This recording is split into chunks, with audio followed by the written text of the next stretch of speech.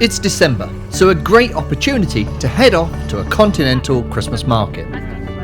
We've decided to take the Eurotunnel. This happens to be one of the most amazing bits of engineering between France and Britain for many, many years. In fact, the last time I think it was Concorde that they worked on together.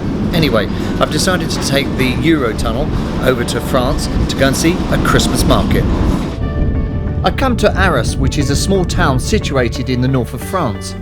I'm staying at this spacious and well-appointed 2-bedroom house, which comes complete with its own garage right next door. And a real bonus is just a 15-minute stroll to the main square, where you can find shops, coffee bars, and these. One of the things the French can really do well are their cakes. I mean, some of them that are on offer is just absolutely unbelievable. I think I've put on about £3 just walking by the window. Have a look at this lot. I wasn't quite sure what to expect, but it's obviously a very, very old town. I was expecting it to be a lot quieter than it is, and there seems a lot to do, to be honest with you. And just sightseeing, just wandering the streets, seeing some of those old buildings is quite something.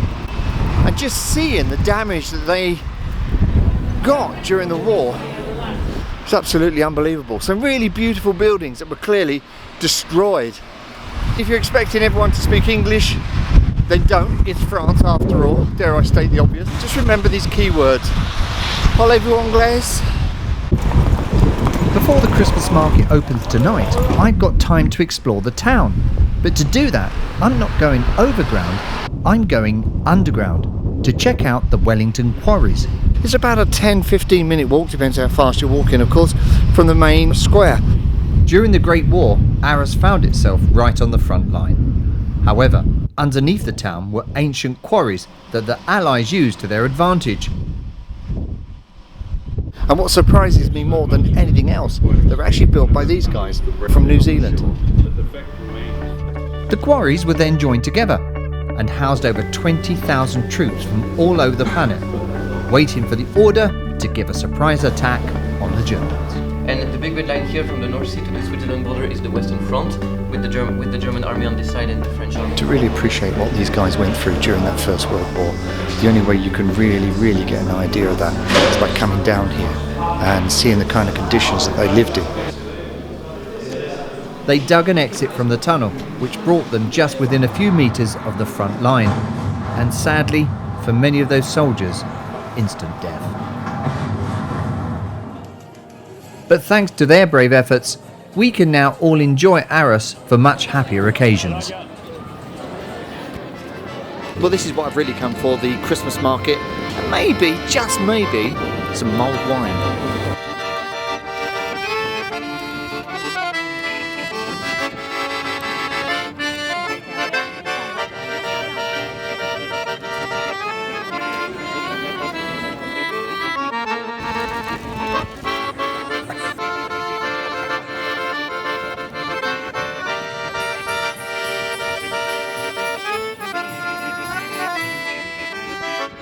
Well, it has to be said the French really do know how to put on a good Christmas market. There's stalls here covering everything from gifts to big hot sausages. And if you just happen to like nougat, and I do, this kind of stall makes this once-a-year experience all the more sweeter. With M&Ms or nuts? Yes, with M&M, like this. Yeah. Almond, M&M's, just the almond. Almond.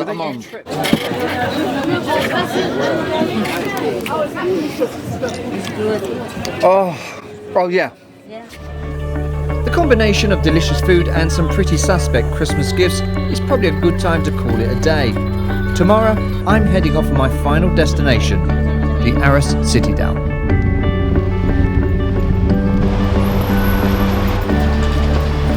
The good thing is getting around. It's not a very big place, so you don't really need to get a bus, taxi.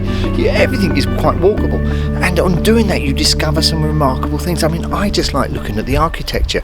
I mean, take a look at these doors. They're just absolutely amazing. And with every step you take, you never know what you'll find just around the corner. I just love these little backstreet places. Take a look at this one. It's a gin cafe. I've arrived at the Citadel, but with so much rain during this walk, I'm surprised this old moat hasn't begun to fill up again. Citadel means a walled city, and this one had a moat surrounding it. As you walk around this place, the scars of battle can be seen just about everywhere. If you take a look at this building, it looks like a cheese grater with the amount of holes that have been peppered into the wall.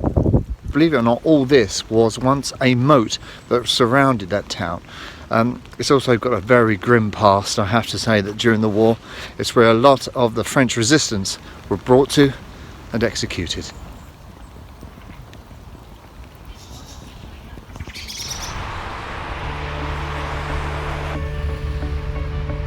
Well, this is it. I've arrived at the end of my destination here in Arras, and it's the memorial. On these walls, there's 35,942 names of men who gave their lives so that we can have freedom. And I want to be really, really precise in giving that actual number that's been put on the walls, because every single one of them made an equal sacrifice so that we can have freedom. And that's the very least I can do.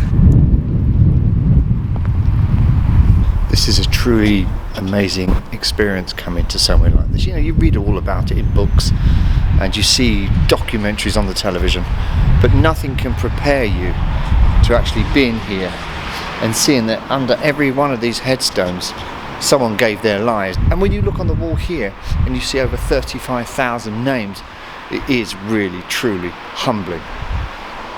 Because if it weren't for these guys, we wouldn't have any of it.